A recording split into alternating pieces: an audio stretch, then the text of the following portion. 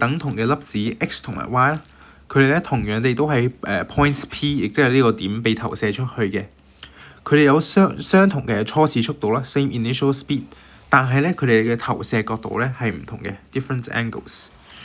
跟住咧佢又話佢喺同一個地方啦，最後嘅落點咧，佢哋兩個落點咧係同一個地方嘅。咁佢就問以下邊一個陳述係正確嘅。咁先睇第一個，佢話佢哋係同時間到達地面嘅。咁呢個陳述咧，我哋 same time 啊，我哋諗到 projectile motion 嘅 time 係咩決定啊？係由 y component 嘅決定嚟嘅所決定嘅。咁 y component 嘅 motion 咧，佢有兩個 factor 影響 time。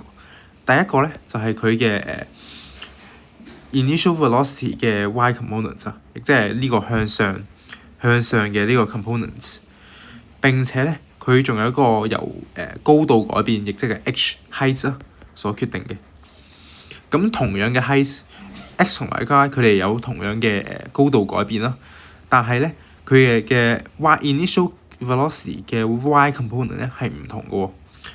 x 咧因為個 theta 係大啊嘛，佢嘅 y component 咧係會比較大嘅，而 y 咧佢嘅投射角度咧係比較細嘅，所以咧就導致咗佢嘅 y 垂直方向嘅呢個嘅initial velocity 咧係比較細嘅component 係比較細嘅，所以咧 x 嘅滯留時間會長啲，而 y 咧會更加早咁樣達到呢個地面嘅，所以第一個陳述咧係錯誤嘅。跟住睇第二個，佢哋話佢哋以同樣嘅速度到達呢個撞擊呢個地面啦。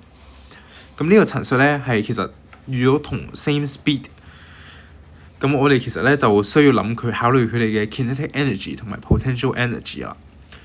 咁因為佢哋係 same initial speed 啊嘛，並且兩個 particle 係 identical 咯，所以咧佢哋嘅 kinetic energy 咧係一樣嘅。Kex 咧其實就等於 Key 嘅。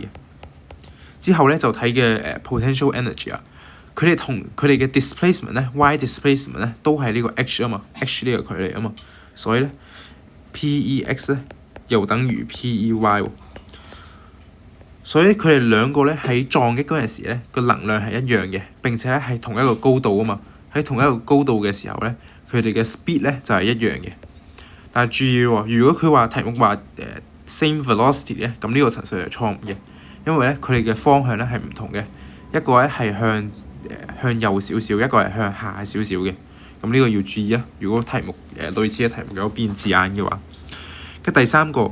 The kinetic energy of y is greater than that of x at their respective maximum heights， 亦即係話 y 喺呢個最高嘅高度嘅 kinetic energy 咧係大過 x 嘅。